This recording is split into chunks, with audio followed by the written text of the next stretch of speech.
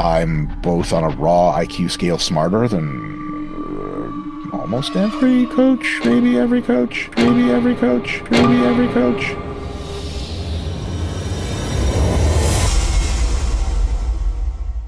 What is up? It's your boy Johnny SHREVE, IFBB Pro, Mr. Tell Like It Is. Is Dr. Mike the smartest coach in the world? Dr. Mike is making some insane claims on a recent podcast he did last week. Let's get into it. Is it hard for you to be coachable? Because I really think for me it is. I have three problems when I'm an athlete being coached in bodybuilding. One problem is that I know my particular body and situation and response to drugs way better than anybody else does. And so most of the conventional dosing and compound assumptions will work suboptimally for me.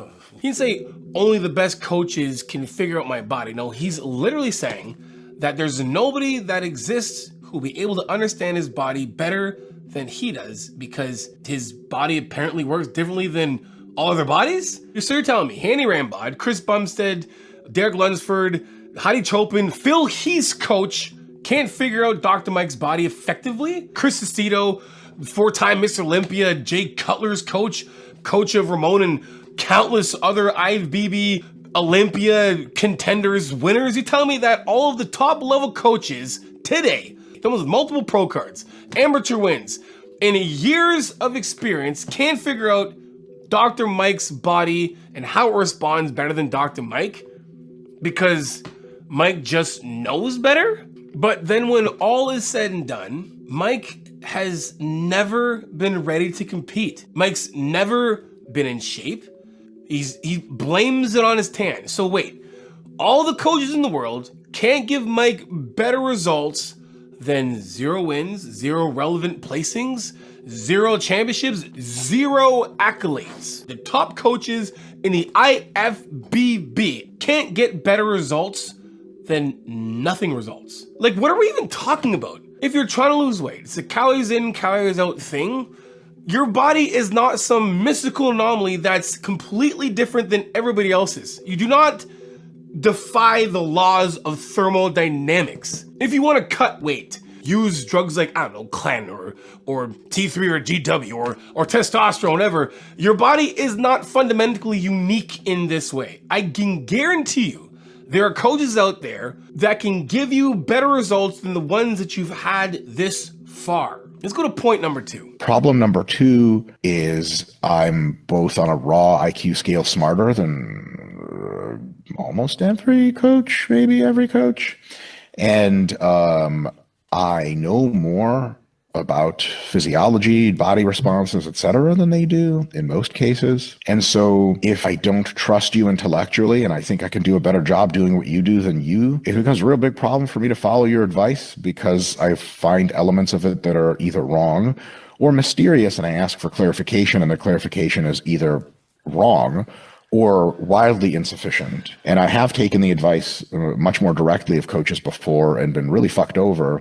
So that leaves a bad taste in the mouth. Yeah. Wow. Okay. Yeah. The problem is that he can't listen to the other coaches because he's smarter than the coaches. And because he understands human physiology, biomechanics, he has a PhD, he knows better than most, and if not all the coaches. I assume you pay for the coach. The coach is there to try to get you to some kind of goal that you both agreed on.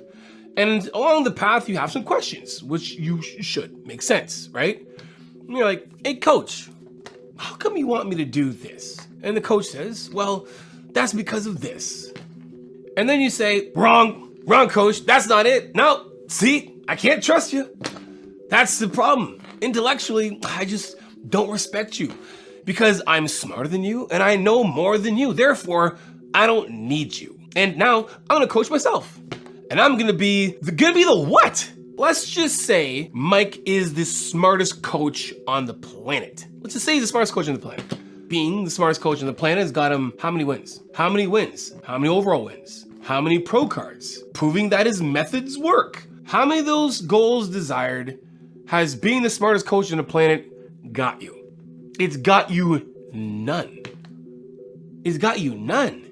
Let's just say you're the smartest coach and you know more than all of these other guys, right? Then maybe you should probably hire a dumber coach and get better results. Maybe it's not about IQ. Because if it was, then the best coach would be the smartest and have the highest IQ. And all the best athletes would have the smartest coaches, because that's kind of what he's saying. So then let's look to Chris Bumstead and Samson Dauda, and let's find their Einstein coaches, because clearly you have Stephen Hawkins as a coach. So their coaches must be the smartest, right?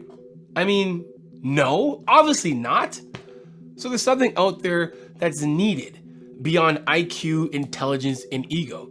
And it's something that Mike doesn't have, because clearly he has the other three. But what he doesn't have is the intangible things that people who he claims he knows better than are able to reach to their athletes who do and listen. Guys, this is absolutely crazy to me. Like, this is brand new information. This is from a podcast last week. This isn't me like causing drama. I'm not sitting there hating on Mike or causing drama. I like Mike, but I am seriously baffled that this is actually how he thinks of himself as a coach. Knowing all that we know in the past with his competing history, this is how he thinks. Let's go to point number 3. The last much bigger problem than all of these. Oh, what? What's a bigger problem than not listening to your coach? What's a bigger problem than the fact that you think you're smarter than everybody else? And the fact that you have 0 positive results in competing. Sure, online, in other areas, unbelievable success. But when it comes to competing, you have no results that you're aiming for. What's a bigger problem than that? For me personally, is that when I'm on high doses of anabolic steroids, I become very disagreeable. And so it becomes very, how do I say this best, maniacally fun for me to resist the coach's demands. And so that when I ask them questions, but why did you say this and why not this? It becomes pleasant for me to watch them intellectually break down and be unable to justify anything. Yeah, this is nothing to do with steroids. He just has a problem with not being the smartest guy in the room. Clear, right?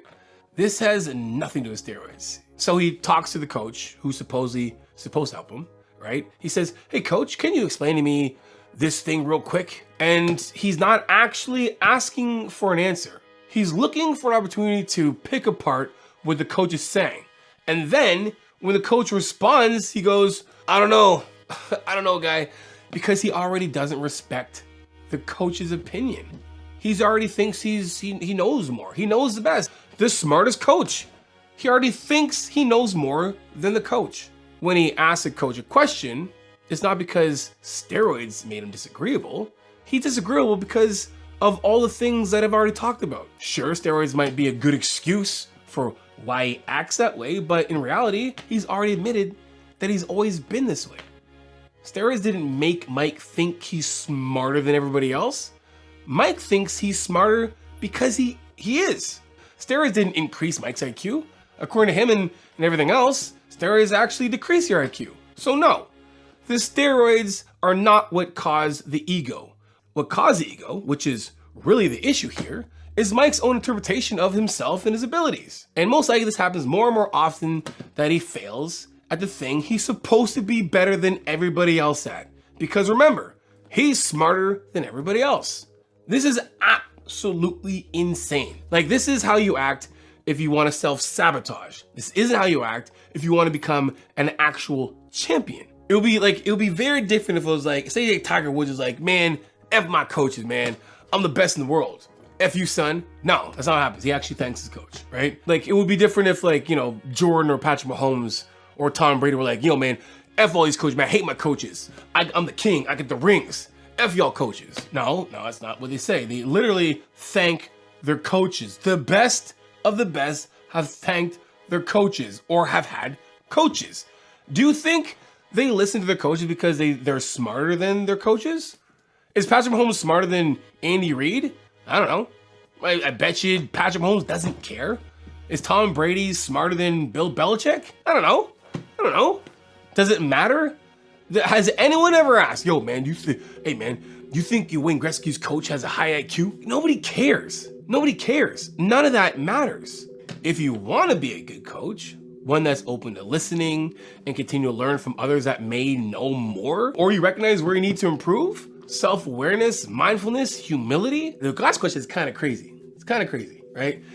If this is how he thinks as the coached, right? The one that's in this subservient role, like he's being coached, how on earth would he act as a coach? Mike, I don't even know what to say at this point. I really don't. Like, it's surprising. Like, this is not it. It opened my eyes to a lot. Now I'll leave it with this. A man that knows something knows that he knows nothing at all.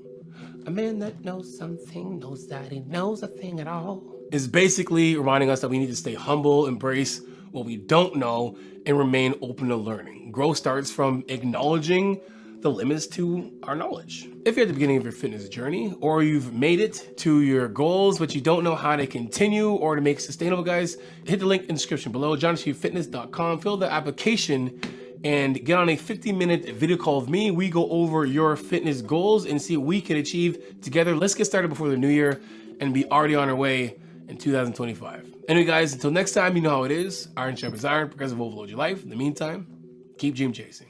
Peace.